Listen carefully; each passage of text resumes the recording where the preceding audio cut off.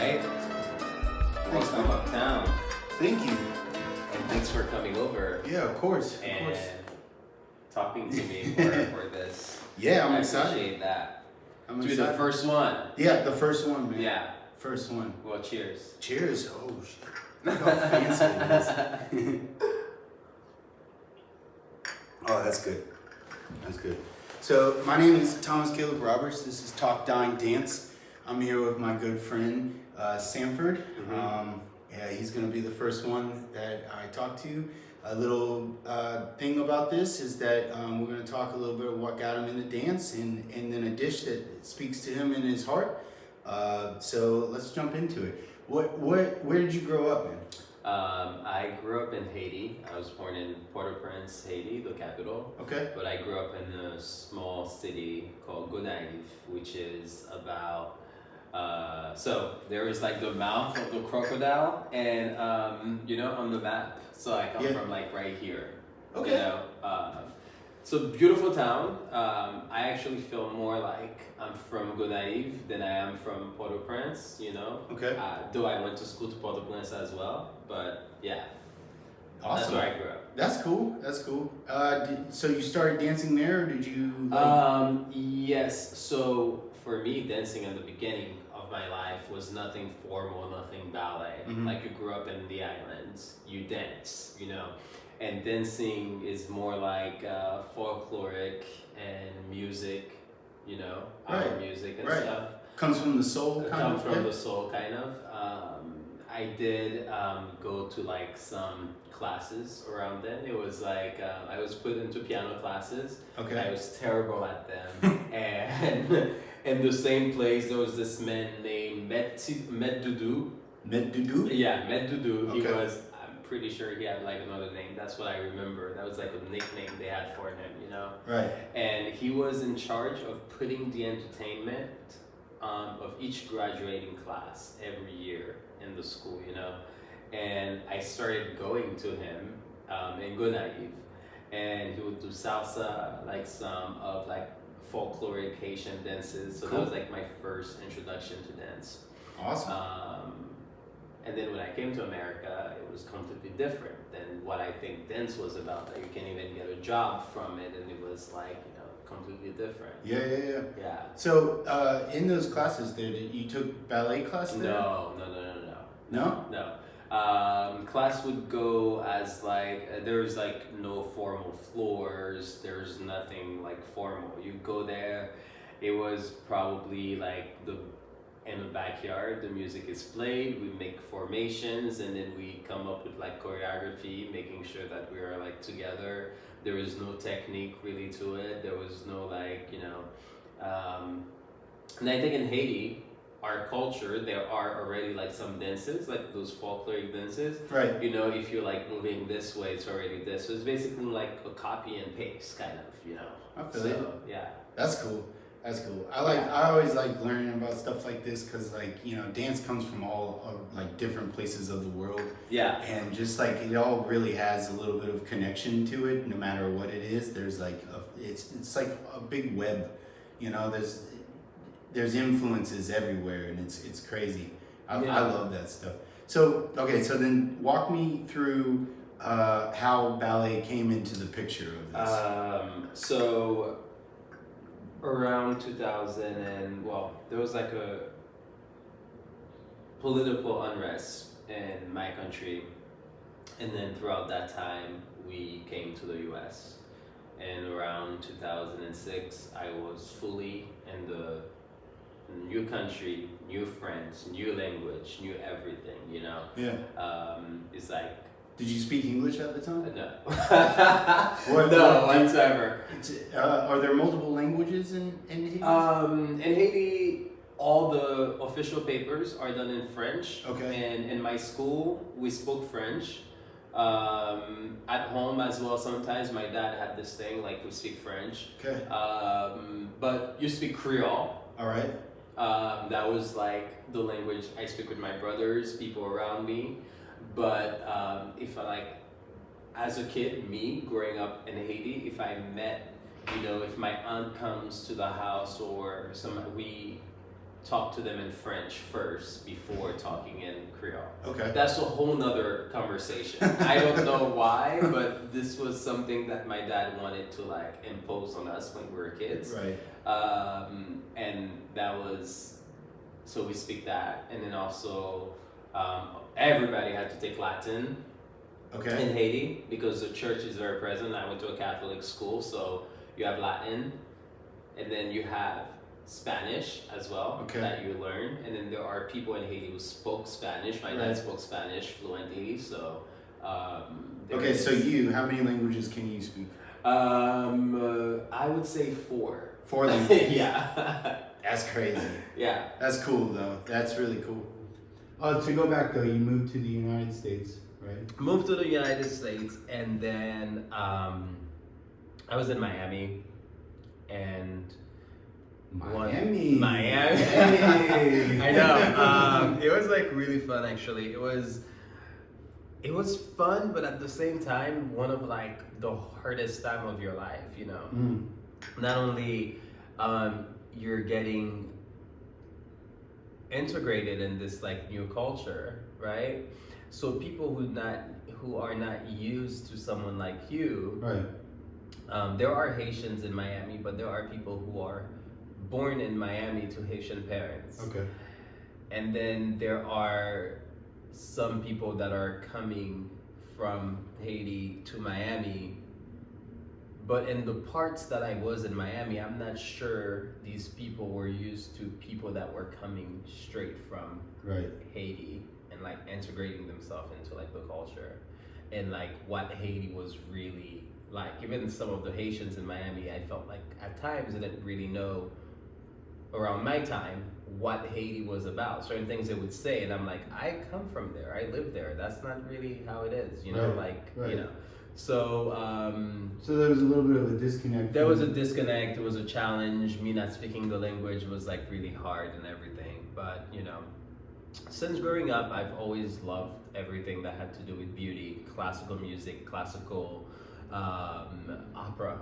Like I love the opera. Like if I was not a dancer, I think like in another life I would love to come back as like an opera singer. I don't know, something about, you know, somebody just like singing their like soul out, which is like what super they have, powerful. you know. It's kind of like dance. Like the instrument that you have is this, you know, and you just like do that, you know. So I remember I went to Hialeah High School. And then in Hialeah High School, I've met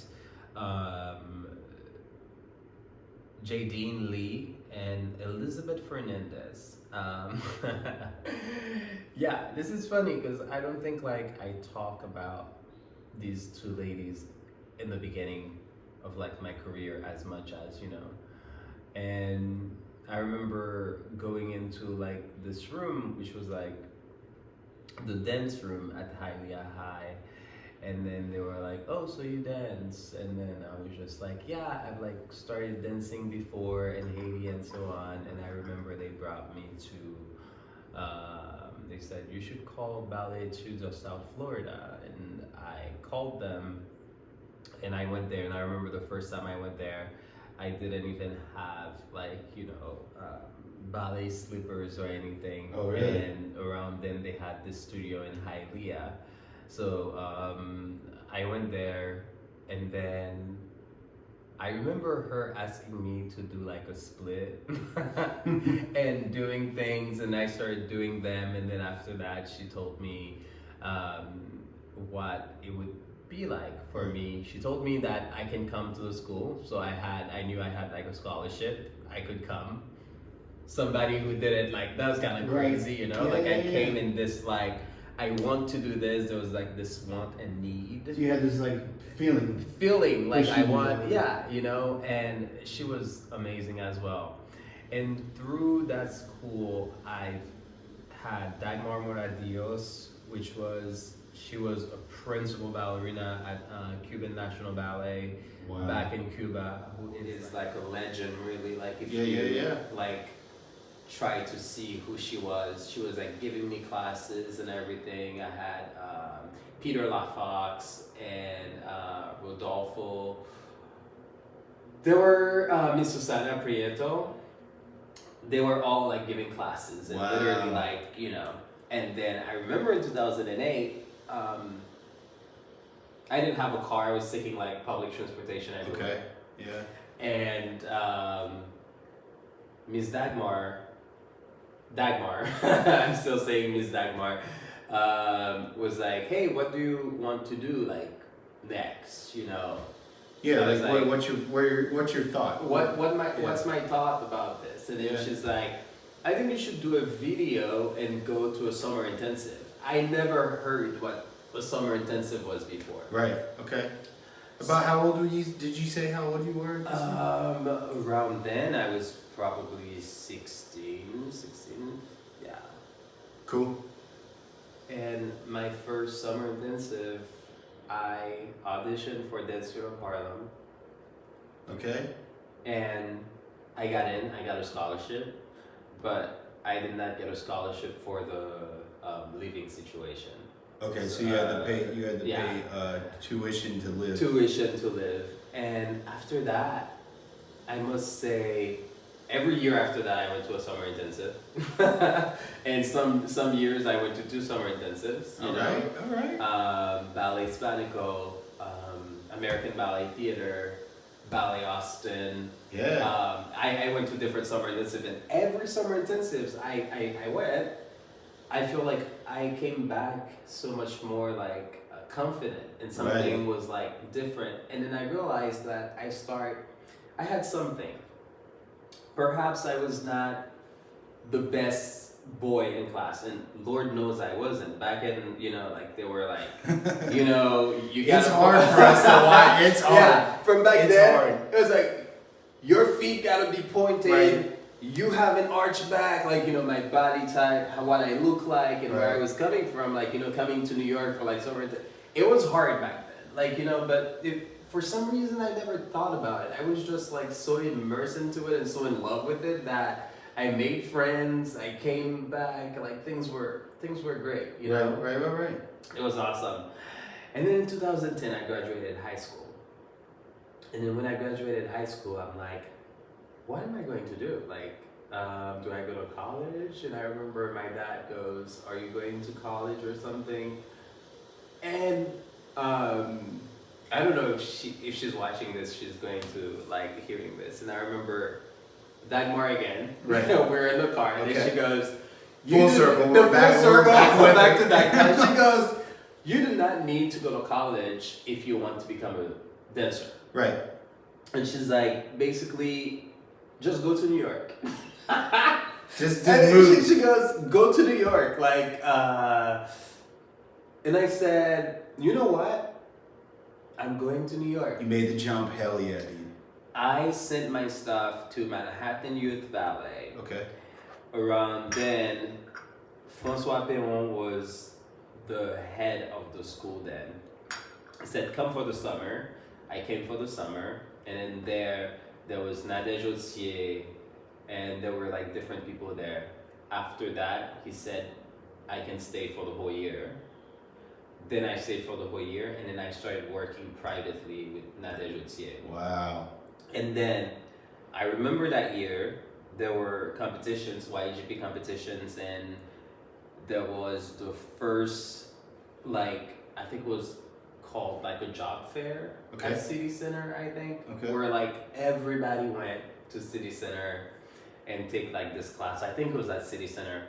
And every one of my colleagues were like, oh, I have like 5 jobs or 5 offers, this and that, blah, blah, and come back. And I had 0. Like I'm like getting older, like I don't know. And then I'm like, wow, so people really go and try to get jobs, Yeah. And I saw like how excited my friends were for like getting jobs. Also their parents like pushing them to like get jobs, Right. And I was just like, wow, so that's the next step. I need to Like you can actually do something with this. Yeah. And I have to get a job. Like I must have a job, I started working with Nadège like so much. And Nadège was like, instill things in me and so on. Yeah, and you put that work in. Right. You put that work in. If any of you know what that work is, he put that work in. I did. Yeah. Yeah, there was like twice a week, and there was a time I think everything I did, I asked her if it was okay for me to do, and then she would like talk to me. We became this like, it was kind of like really weird, like when you think about like training in ballet. This person kind of like became like maybe like he's your mentor, your friend, your kind of like your it's kind of confidant, like a sister, yes, like a ballet sister. Yes, and you literally just like talk to them and tell them everything. Right. I know she knew even till now. She has like a school, you know, like in New York. Like I would talk, and she'll be like, shout outs to her school. Yeah, like she would be like, remember like when you were this, and that person and this person, you were dating that person, this didn't work out. Like she knows my life, you know. Long story short, okay. That's in 2012, after Manhattan Youth Ballet, we left there. Francois created the French Academy of Ballet.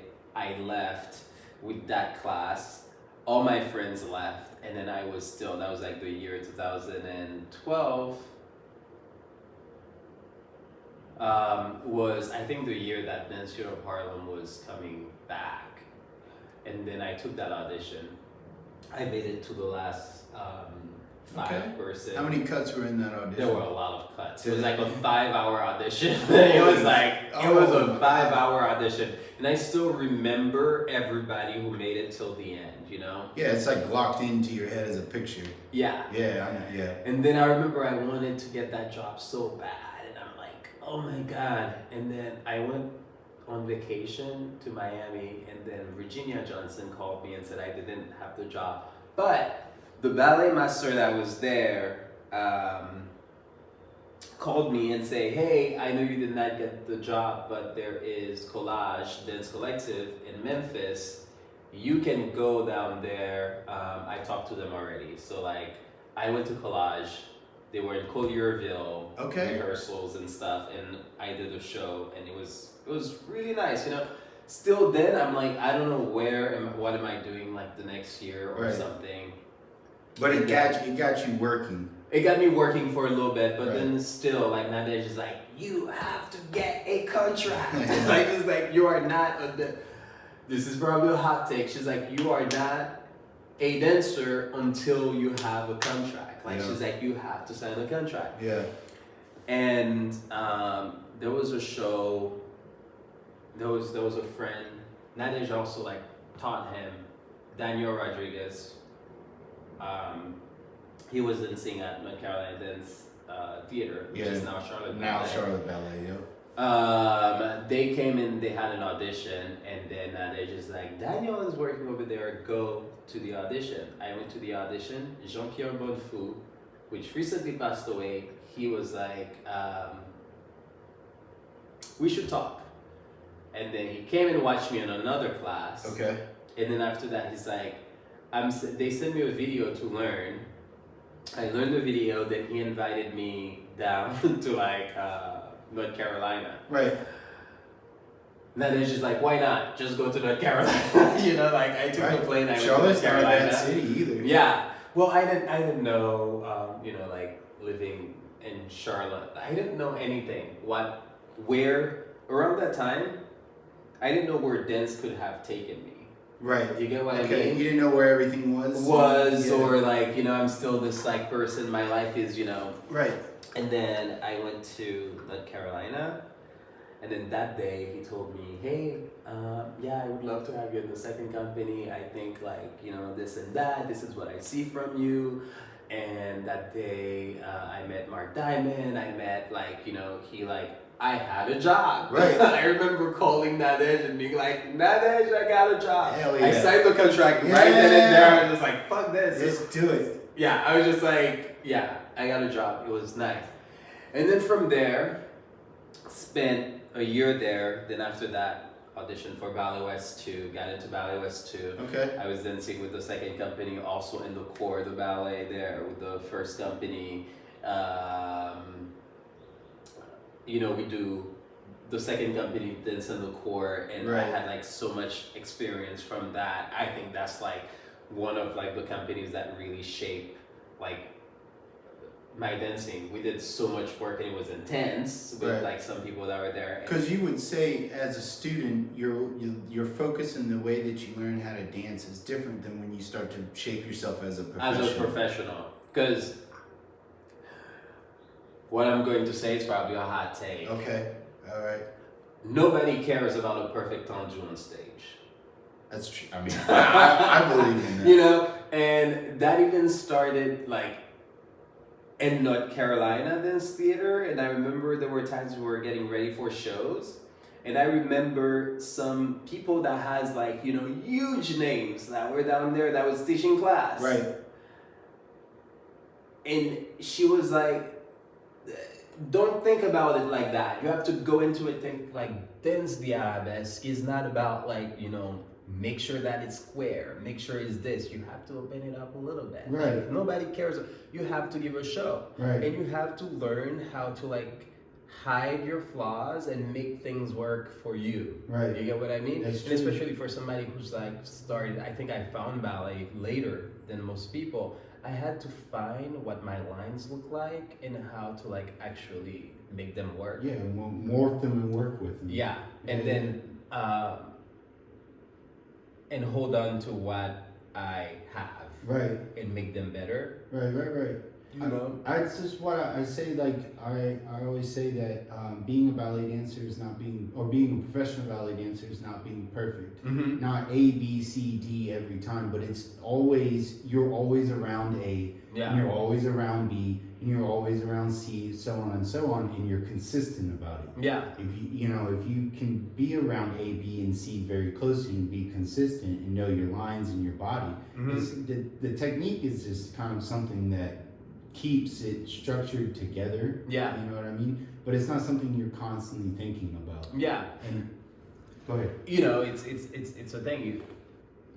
You're not constantly thinking about it, but of course, like, because you know how we train at ballet dancers. So if we do it like 100 times, maybe it's just going to be in the body. You Right. know what I mean? Oh, yeah. Like, not to just say Eyes we're closed, shooting. Yeah. half asleep, you know, Not to just say like I- technique doesn't matter, but like you get what I mean. Yeah, You know. So that was like one thing. I learned how to dance and express myself, and when I knew,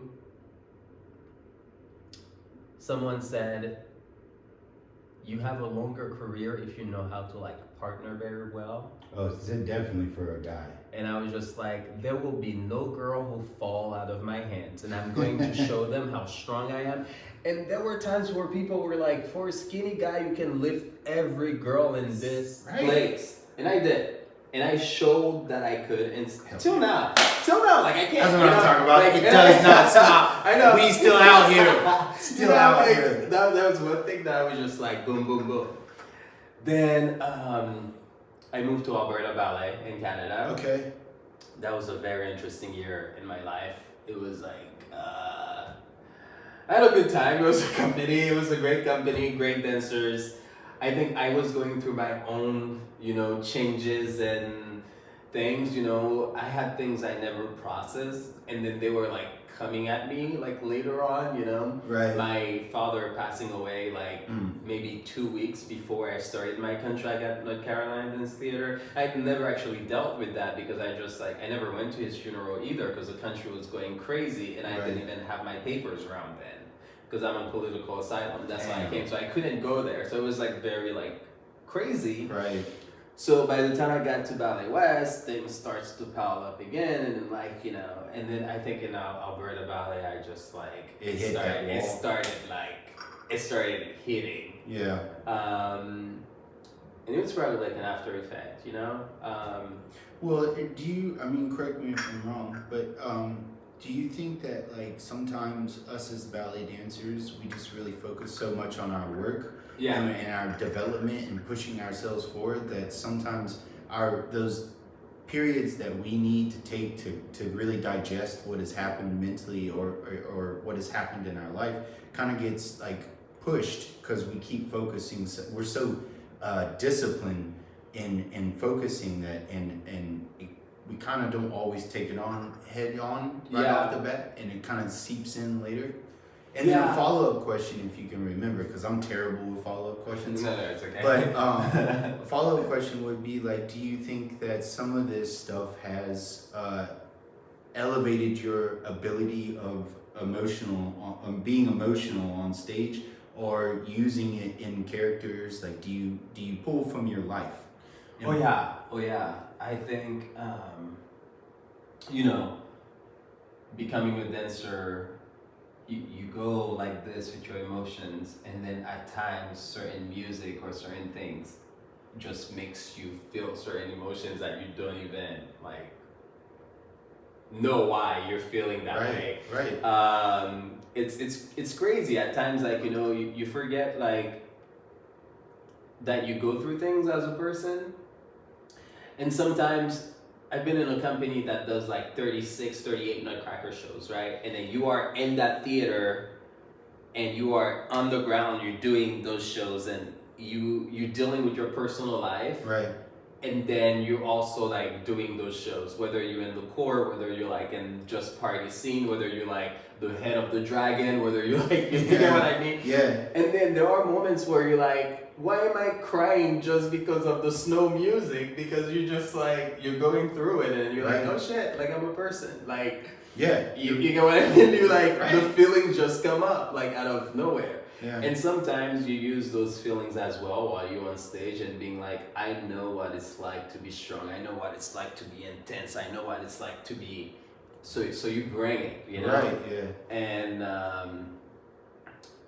yeah. But there are times where, I guess you live and you learn. Mhm. There are times where like your personal life just like is crumbling so much that like where the dancing life can't really happen. Right. Because you don't have that foundation at home that you're like, you know. And I think things like that started to happen in Alberta. But Alberta happened. Right. It was great year. Moved out of Canada, came back to the States, and then around then, finally, someone was leaving dance theater for the guy that I was supposed to like. It was between the two of us to get a contract. It was Okay. between me and this friend, still my friend now. Finally, in 2016, he was leaving to go to Australian ballet or something for 6 months. And then they were like, hey, what are you doing? And I'm like, I'm coming to New York. So then finally I had the job. Nice. At Dance Studio Harlem. Finally, I was at one of like my dream companies. Right. I always wanted to be there. Top of the list. Work, and you know, it was like finally nobody's going to talk about, you know, this is black makeup on the tutus, Sanford or so and so, because there's only two of you guys. You know, there's like finally I was in a place that I was just like, oh, I'm happy. The work was great, like amazing, you know. Okay. Awesome. But there was then again a lot of traveling and a lot of things, moving to New York again. That caught up with me. Okay. And unfortunately, I like things just happened. And then in 2017, I took a break. Okay. And I'll just say it. I was let go from the company in 2017. Okay. And in Memphis.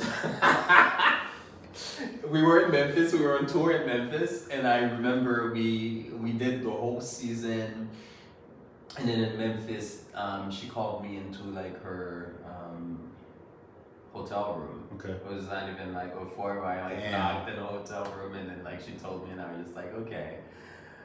And then from when I was like, I'm like, you know what?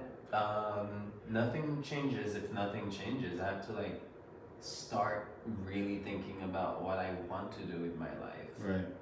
So I cleaned up my life. I did a lot of like freelance work because I never stopped going to class. My life could be going down the drain, and it could be like the one thing that I know is constant. If I go to the studio, I'm going to feel good afterwards because Right. that makes me feel like I have a purpose, you know? Right. So by going to class and forcing myself to get out of like whatever rut that I was going into, I did so much freelance work and learned to make people trust me. And I started this like company where I hired people, dancers, thing in 2018 to celebrate the Haitian Flag Day, where with the Consulate General of Haiti in New York, and I put on shows in New York, celebrating my culture, celebrating who I was, and so on. And then in 2019, I returned to the Institute of Harlem. I got a contract again. Okay. And I returned. Rebirth. Now Back to rebirth the is like new person. Phoenix rising. Rising again. Yeah. And, you know, getting back was great because I went to Russia, I went to this place. I did so much in the time that I was like away that when I came back, there was like much more confidence. Okay. You know? Yeah. I felt good. You grew maturity wise, and I felt like I grew as a person, as a dancer as well when I got back into the company, and I was having a good time, you know. Right. And then of course COVID happened. Then oh my God. How did you do it? It was bad. Yeah. It was bad. I mean, breathing and your focus groups that you had to be in, and it was hard. Yeah. It was hard to put on shows. Yeah, that was a time. No audience. You don't think about it, but it really, like, the audience brings a level of excitement.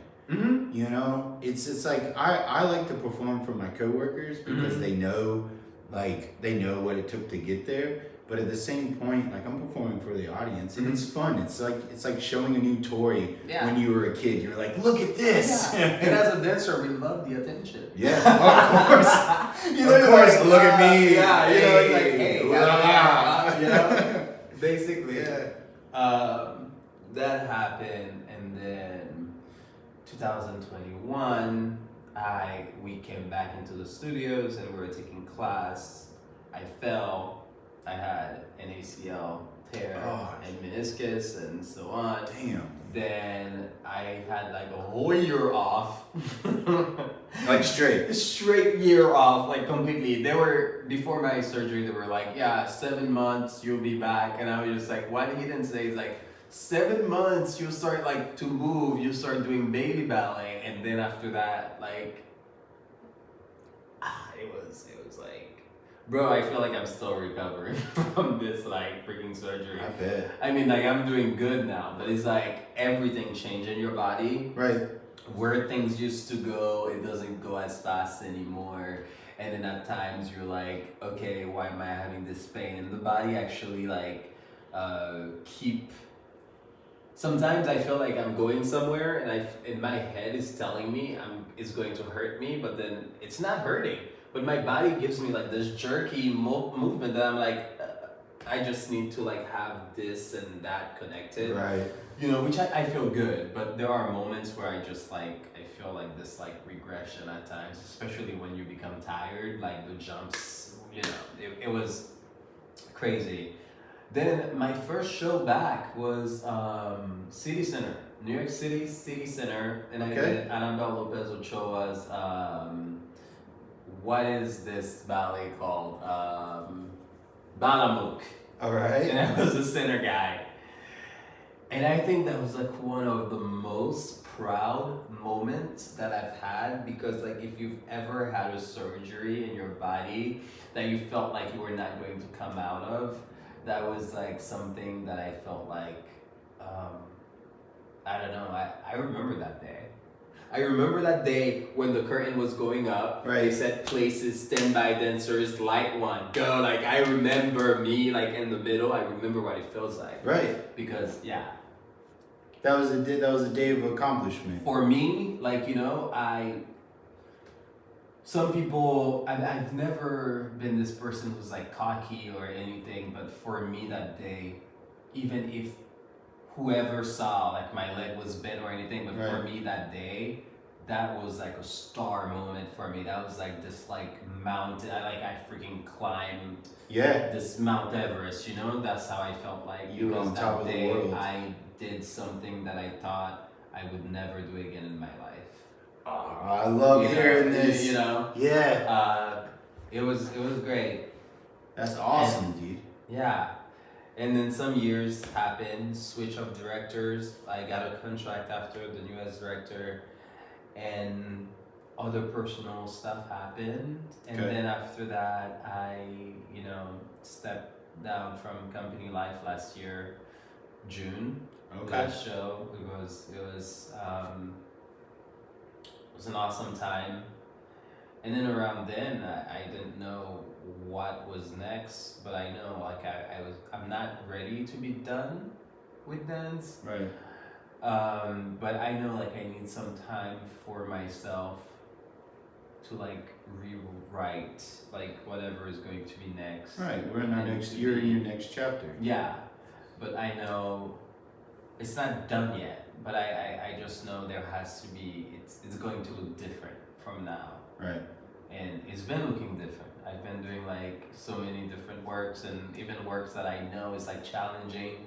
If they say, hey, I need this man for that, and I'll be like, yes, I'll do it. Of course I'm going to be in my head, oh my God, why did I pick to do this ballet? Right. Like it's so bad. And then I come home and just like tell my partner how terrible I feel I look and this and that. But there is still like this love. I still show up the next day and like do it again. You know? Yeah, it's like, I know what you mean. Yeah, so I'm in this moment right now where I'm like challenging myself. Okay. Staying ready, staying in shape, dancing every day, taking classes for whatever that comes. I don't know what it is going to be, but whatever comes next. And but on my time. Yeah. I feel you on that. You get what I mean? That's after you start to have like a good chunk of a career, you start to realize that sometimes your personal time or just you like to help you build or whatnot is kind of that cup gets full with work. Yeah. So you get to a point I believe as an older dancer, you start to realize that time is very valuable. And so you don't take on as much work, or you start to be very specific about what you take. Yeah. Because you also have the focus of self and like what you need for you and all of that stuff. Yeah. Because I mean, it's also like the age of me figuring out who I am as well. And like, what do I want my next years in life to look like? Right. And I have to like clean a house, things that are no longer serving me, to like let those go. Right. And for me to like evolve and like finish this out strong, because I worked hard for it. Of course. I want to like finish it out strong and be but I'm in a different mindset than when Nadej was like, get a job, do this like right now. I'm in like such a different mindset. And did you say you're enjoying it more now? well, I'm enjoying my time, and I love that I have like people who still believe in me, still giving me jobs, people who supports me, people who like help me. I like have a coach, that is like, okay, that's not what this. You better do this or that, or like make things. Like now I'm like an independent artist. So like if I show up, you hire me is because you want to see me. Yeah. Right? And when I show up, I can do what I think I can do and do it the best and give you a good show. Right. And that's where I am right now. And I don't think I'm better than anybody or I'm like the best at anything. But I know I come and I do my best. Right. Your product. I know my product, and if you like it, bring it back. Yeah. And if you don't, then that's what it is. Right. And that's the mentality I'm going to right now. And so far, I'm having a good time. It is fun. Yeah. It's fine. I quite enjoy it as well. Yeah. Like that's how we met. Right. Yeah. Right. On a gig together. Yeah. In New York, we met, and it was fun. I mean, we really connected like two souls. That has been in the same boat. Mm-hmm. So he was on one side and I was on the other, and we finally met up in the middle. Yeah. But so let's talk a little bit about the dish. Okay. And let's talk about what it means to you and where it comes from and all of that stuff. So yeah. So this is like a beet salad. What I'm going to cook today. Okay. It's a beet salad. There was like different version of it from like different other countries, but Haitians prepare it like a specific way. That's one of my favorite salads. And at every party you go, if it's like a dinner party, that salad is there. And let's say if I go wherever I go to France, to my uncles, to my like godfathers, they make that salad. It is there for me. So it's like a it's staple. like a staple. Yeah. And Mine would be my grandmother's brown rice. one day you I'll have tell to you. cook Yeah, that. I will, Like you for have sure. to come over and like cook that. Oh yeah, most definitely. So I know we have to go to the store and get like certain things, you Okay. know, and Yeah, then we'll get cooking. All right, Yeah, you ready? I'm ready. Okay. You ready? I am. All right, let's do it, man. Let's do it.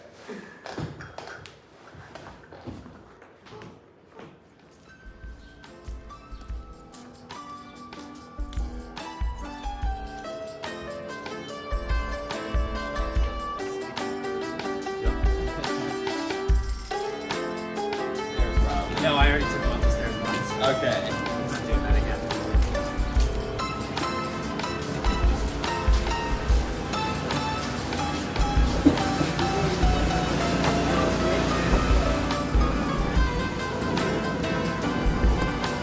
The answer's worse, not even. The stairs? The worst thing about these stairs were like when, you know, I was like recovering and I had to go like up these stairs every morning before company class, and that used to be the death of me, and I used to be like this. And then once you get up these stairs, and then like some of the subway stations in New York don't have like elevators, Right. and you have to go up the stairs again. So it would take me like at least an hour for me to like get from down to up like a station. Right. But for the love of dance, we were doing it every day. Always. Always. Blood, sweat, sweet, all of it. Yeah, man. You know how it goes. Oh my god, we're not even done yet. I know. Holy crap.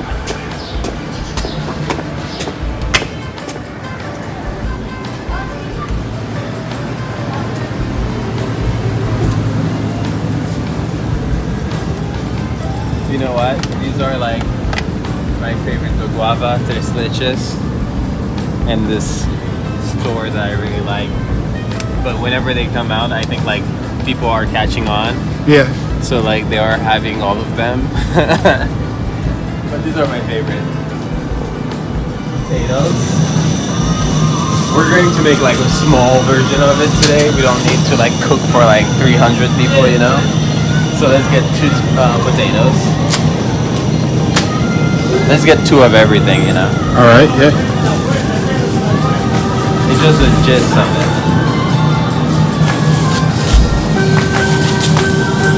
Man, they got these potatoes stacked. Right? And they look beautiful too. Straight from Idaho potatoes. Idaho. We got some Idaho potatoes.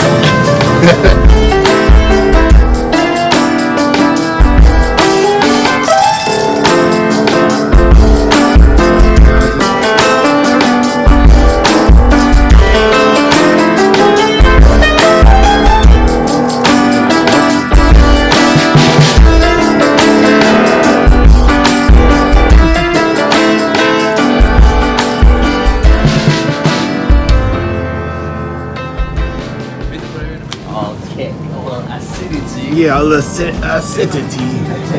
Acidity. Acidity. That's a weird word, right? I think so. Acidity.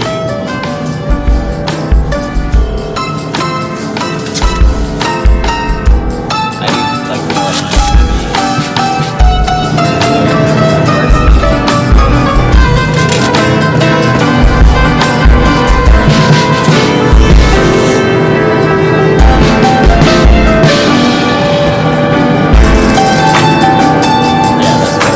Good? yeah. They usually like sometimes they'll take cilantro, Yeah. some like parsley. The physical look of both of those look very similar. They look similar. It tastes different. It does 100%.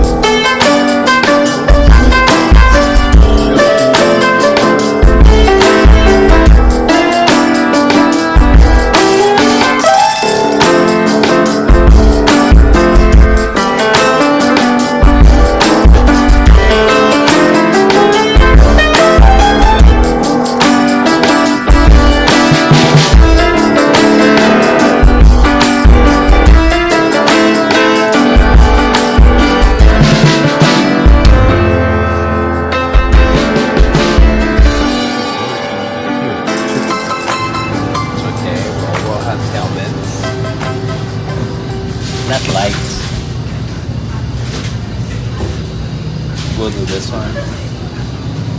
And then we'll do just yellow classic mustard, $3.29. Okay, that's what we're having. And then I think we're done. I should like hold this basket with my like. Your ballet position on? Yes, you know. Are you on stage right now? Yeah. On stage?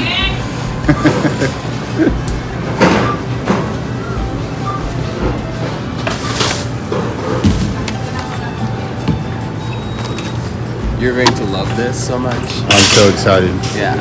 I want you to try this. Okay. It's pretty awesome. And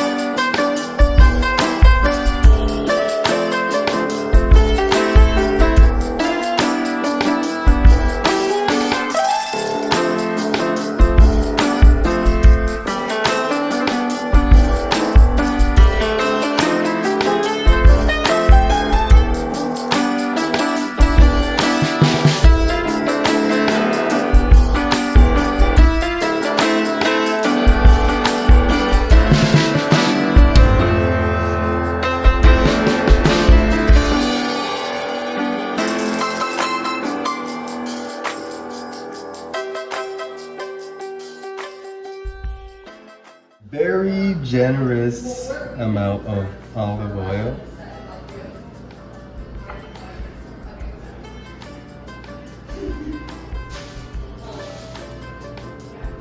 You know.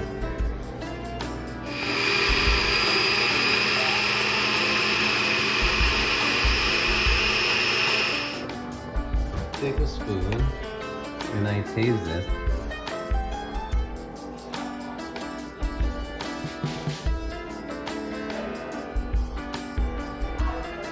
Could add a little bit more salt. You know? Always. They're already cooked. And Yeah, I mean, for me, I've never done that. you're supposed to do it hot. uh-huh. Basically you wipe the skin off. That's a good trick. I actually did not even know that. It comes right off. Now you gotta be careful because your fingers will bleed. Mm-hmm. You take the mayo. And that's going to give you like this, like, Yeah, that's some southern love right there.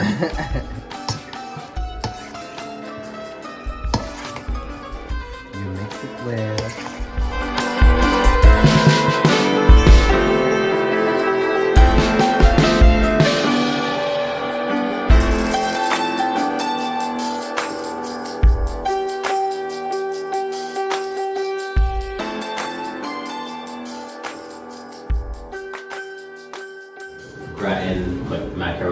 or something like that. Okay. And then, but this dish is, without it, for me, there's like no party, or that's like my favorite thing ever. Love it. And that's my take on it.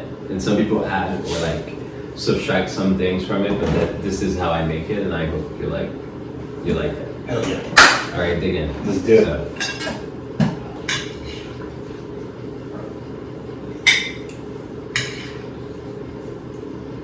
that's fine. Thank you. I mean, Mange. bon appétit.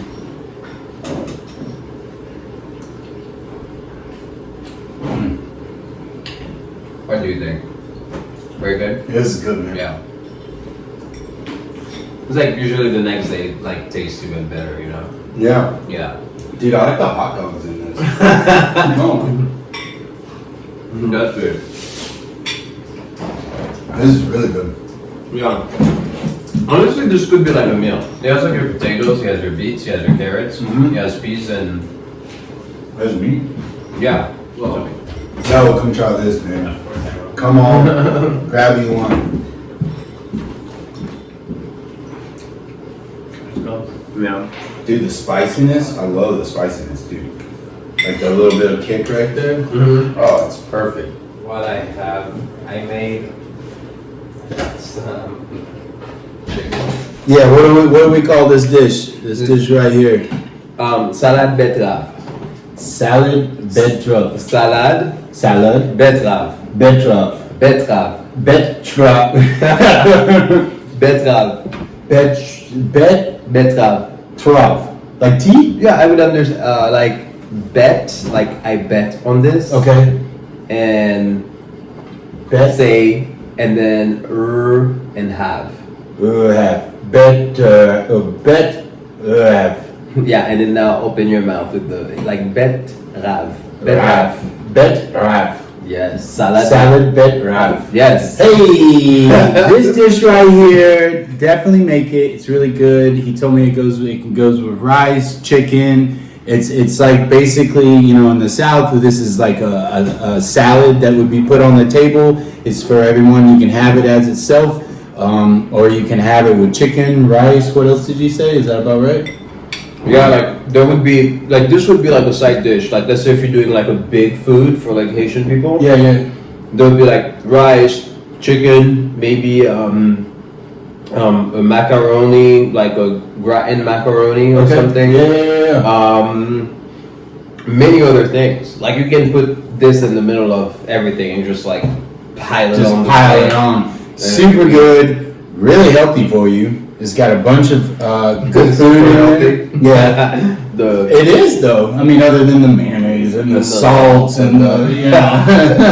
Yeah. Other than that, I mean, you gotta make it taste good, y'all. You know what I'm saying? We did. I think we did a good job for, you know, coming here at the kitchen and me, you know, making a mess in there, but good thing. Well, as a chef, you know, you always constantly cooking and cleaning at the same time. You wanna come say hi? That's true. You wanna come say hi? Come here. Hi, puppy. Whoop. Look who came to the table. Hey.